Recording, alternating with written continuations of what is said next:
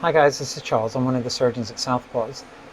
Today I'm going to quickly review a case of a cattle dog that has a mandibular mass that's been rapidly growing. Now we've done a CT scan, and if you look at the appearance of the CT scan, this is the normal temporomandibular joint condyle up here, and this one you can see is completely missing.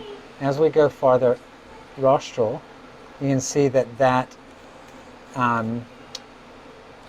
mandible all the way down is just completely obliterated until basically we get to the point of the canine teeth, to the molars. So heading back, you can see that it's starting to get destroyed there, and going back it's completely obliterated. So this is the other vertical ramus of the mandible, and this one is completely gone.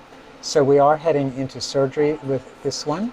Unfortunately I don't have permission to live stream, but I'll just do a 3D volume rendering and you guys can see what it looks like. So let's switch our 3D, to soft tissue standard.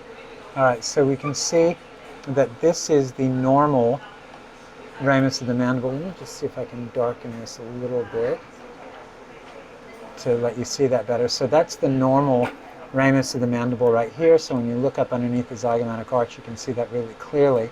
When we come over to the other side, you can see that that area is just completely missing.